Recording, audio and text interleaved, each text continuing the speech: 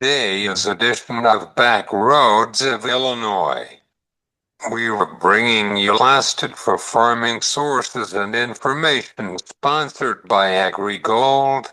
We're on the Market Club podcast with Steve Georgey from Allendale Inc. on the Markets Club podcast.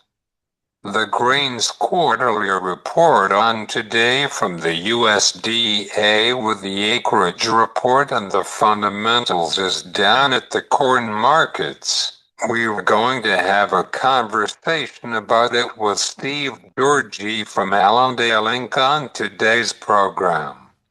This has been the Markets Club podcast. The Grains Quarterly Report on today from the USDA with the acreage report and the fundamentals is down at the corn markets. We were going to have a conversation about it with Steve Georgey from Allendale Inc. on today's program. Hi, Steve. How are you? I And am welcome doing, to the show. hey, thanks for having me. I am doing great and very blessed to be on here today. Steve. Let's start with our conversation about your corn estimate from this summer on corn crop. Could we Yeah. talk about that? Yeah, that's a great question, right? First off, USDA, man, they want to go ahead and push this idea that we've got a big corn crop out there and, jumping yields as they have over the last few months, jumping acreage the way they have over the last few months. Really has kind of pushed carryout numbers above this 2 billion mark. But one of the biggest things, though, that we really have to try to focus on is what is really out there. We've got two tales with two different stories here. USDA telling us one thing, and then the farmers, as we've started and dove into harvest, there's a lot of chatter out there that maybe the yields just aren't there. And that maybe this idea of having a perfect crop is just not as perfect. And so that's what we've got so far. And I feel like as we really dive into this harvest and harvest season, USDA may have over pushed this corn crop, and that there needs to be an adjustment, and that adjustment probably needs to be revised lower, not revised bigger here as we continue to go forward. What was your thoughts on this August report? Some people are talking about it. Yeah. The August report, some of the surprises that we had seen, um, it is of course the acreage, right? They made some adjustments. They dropped the yield slightly, but the adjustment now with more acres. So on top of a big acre number, now we've got more acres as well. And that kind of kept carryout to where it ought to be. We made some adjustments for export sales that have been export sales for corn not only have been good, they've been fantastic. And they continue to be fantastic. Mexico, our biggest buyer, so we know there is demand from that side. But when we look at a supply side, USDA continues to make that supply bigger while also taking some off the balance sheet here when we look at that from a the perspective of demand, I should say. So we'll see which one kind of weighs out right now because if we start taking yield off, now we've got very good demand and our supplies gets a little tighter. I think that's why the market wants to try to rally, even though we may have some things ahead of us that could be a little bit bearish. So we'll have to see what that looks like. But from these last reports, USDA keeping a bearish tone, but the futures market finding a different avenue. I talked with some people who are not satisfied with it, but the prices are currently on stable markets. Do you have any concerns about these prices? I do have some concerns. And I guess when we look at it, right, there's two different things. When we talk about the larger economy and we look at what we have in this potential inflationary markets and things are you can argue prices have gone up, but yet farm prices have not. Every aspect of farming, whether or not it's machinery, fertilizer, cost of production has been increasing, except we've seen really the pain point is on the actual future side in the cash price. And so I do have some concern with these prices. We've never had the opportunity really to market where the farmer has been profitable this year. You had maybe before that January, February timeframe this year that maybe, but crop wasn't even in the ground. So I do have some concerns here. I feel like we need to get something going here to get this price to jump back up into more profitable territory for the producer.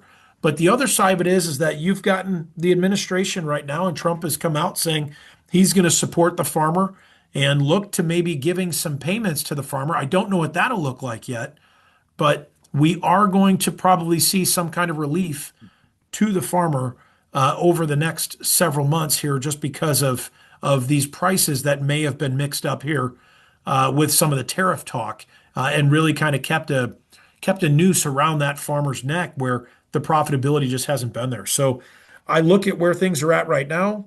We've rallied off these lows for corn, that 390 level out of December corn. We've rallied. We're hovering above 420. So we've rallied 30 cents plus.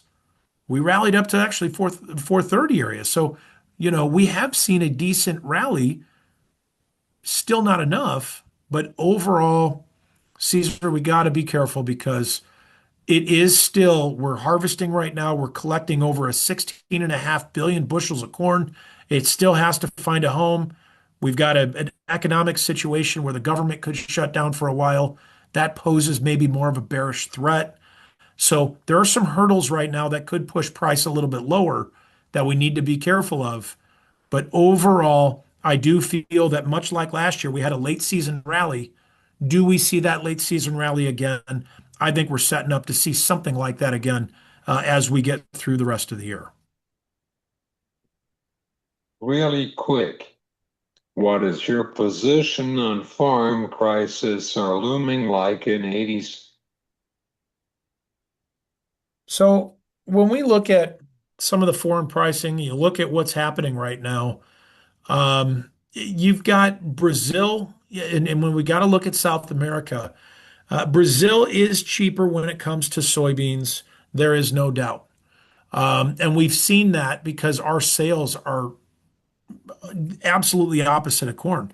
Corn, they're fantastic. For beans, they're horrendous. Not even just bad, they're horrendous. They're bad. So it's one of these where we need to be kind of careful because we don't have sales. Demand has been shifted. We need to be looking for use internally here. But when we look at our foreign demand for soybeans, we know this week Argentina ended up dropping their tax and China came in and they bought a boatload. And actually, they bought several boatloads, right? Because it was cheaper. So China's in the market for cheaper grain. We're not the cheapest for soybeans. So why would we expect China come in to buy our soybeans? We're not. Now, for corn, we are the cheapest store around for corn. And look what's happening. Our demand has been fantastic. So Mexico continuing to buy our grain. We continue to ship corn to Mexico. And of course, we see some of these other sales, but Mexico, the number one buyer by far right now. And that's really got a great setup for corn. So corn looks good. We are the cheapest as far as looking at some of this global supply. But as far as soybeans, Brazil's got the better half here, Brazil and Argentina, and it sure shows on that global market. Mm, Um, mm,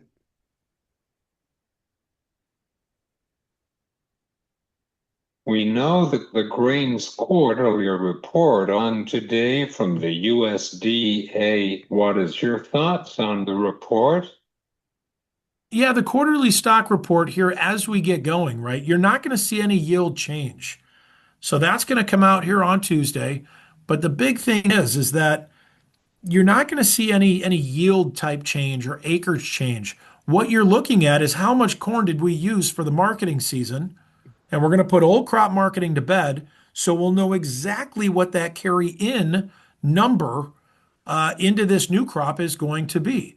And so something that we do need to pay attention to that I think could be something that changes on this report on Tuesday is the fact when we look at and we talk about export sales from Mexico, Mexico was very, very good. We have strong sales to Mexico, but why? Well, they're holding back. We're not taking back feeder. We're not bringing in feeder cattle from Mexico. They're feeding out more. They're fattening up these cattle, so they need food for that. They're bringing in corn in order to help that feed. There's something that'll be on this report called feed and residual.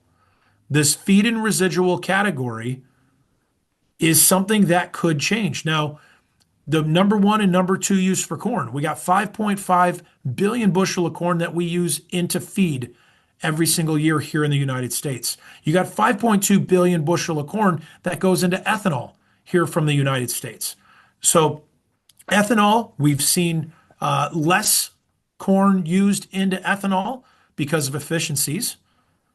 But when we look at that feed and residual category, since we are not taking in cattle due to this screwworm issue, we're looking at we don't have the demand pull and that feed need that we should be bringing in. So when we look at that percentage, we could end up seeing on this report a big change out of this feed and residual category. Is it 200 million bushel? We've seen that before, 250, 300 million bushel. Don't know, right? When your feed usage is 5.5 billion, we don't have to move that needle very much in order to tack some grain onto this carryout number. So we do need to watch this very closely. USDA is going to have to come clean with old crop numbers. That's why on this report we tend to see the market get excited, right? And so we probably are going to see some excitement as we get through this on Tuesday. But look for the feed and residual category in order to be more of a surprise, I think, as we go into this report and we see what kind of numbers we get from USDA on that. Do you recommend within the premium risk on these beans on next week in the market, Steve? Yeah, beans are a tough one. Caesar, I'll tell you, they're tough. And even they're held in there today. And you look at what's happening for soybeans, and you see this idea right now that beans are, they're above this $10 area yet, trying to creep up near 10.20 for November. But I am nervous. I'm nervous that we're going to see carryout really start to increase here because of the lack of demand.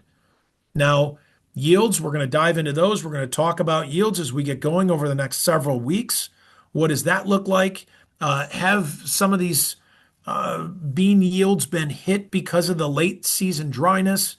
Is that something that's going to matter? We'll have to wait and see. But how does this look right now if we don't have this demand and internal use just isn't here yet? That carryout could start to build over the next several months. And so any rallies right now out of soybeans, I think may end up being met with selling versus looking at more of a friendly opportunity and looking for some kind of a rally. I feel like these beans may have a shot to go retest some of their current lows. And it feels that way with this lack of demand and also probably a pretty big harvest that's coming up that we're going to have to contest with over the next several months. You mentioned that the corn markets are steady stream, but the beans markets is other story. Yeah. And that's where you get some volatility out of soybeans right now. Um, And when you look at corn kind of sitting here not doing too much, the soybeans have given us a little bit of an edge where we've seen that bounce, but this week was met with some selling. I think this is, as I mentioned before, we've got to be very careful here. I think if we're going to see some volatility, that volatility may be to the downside yet on these soybeans. And it's something that we do need to watch because it is, I feel like when you look at something that can move quick, the beans just don't have the edge. If you get bearishness because of supply, right, larger supply coming in and lack of demand, you have a double-edged sword now that could end up pushing this market a little bit lower. So I am kind of negative here on the soybeans, whereas corn could kind of chop around, and I'm hoping we can generate some buying out of corn. But the biggest thing for soybeans, it's very hard for me to really get behind that idea. So we need to be careful in that aspect here as well. Do you like to share anything else about this crop report on today? Yeah, I think we do need to watch a couple things. As I mentioned, feed and residual category, right? We need to really kind of keep an eye on that. That is going to be a bigger deal. I think that could change the balance sheet. Um, the other thing to kind of watch as we go through that on Tuesday is maybe not so much the report. It's going to be what is the government going to do? There is a huge discrepancy right now as far as budget and how we're going to either approve or not approve the proposed budget that is out there between the House and Senate. If that does not get approved and they can't come to an agreement, do we get into a government shutdown? Okay, we saw this back when Trump was in office for the first time, and that government shutdown, though, is typically bearish for grains. And it's bearish for grains because you're going to get this report at the end of September, right on Tuesday. But if the government then shuts down, what happens is their reporting system shuts down too. So if their reporting system is going to shut down as well over the next several months, we still have a market that is going to be looking at a big yield, big acres, big carryout, and is going to keep kind of that the ceiling on these grain markets as we go through the next couple months until we get these reports back up and going. So not only do we have this report that's coming out that I think could end up looking to be a little bit bearish right now, because that's what our government reports have been. But on the other side is what's the government going to do? Are they going to shut down or not? A government shutdown typically is bearish for grain markets, and we need to continue to look at it at that point. So, just to throw some extra fire into this thing, we've got to not only watch the report, but watch what the government is doing as well. How is the yields? What are you hearing from northern Illinois nearby Chicago? Yields around us have been, I'm going to still say good. I mean, beans are coming in right now. Mm. It's still early yet, but beans are coming in a little bit above average. And so that's great. Some of the early corn numbers I've heard were good yet. So not really finding some issues like you've got some of the guys down in the southern stretches here, the southern reaches, talking more about this rust and talking about some of the potential to see these yields maybe not as big. But around Chicago here, things look really good. We're going to really be diving in here as we get into next week and really kind of see what that looks like as far as yield. But everything around us looks really, really good, but it'll be what kind of average do we get here? We're going to probably average out that higher end. Some of these southern reaches right now just not pulling in the yields that they expected. So that's not a good thing either. So we'll see how that looks as well.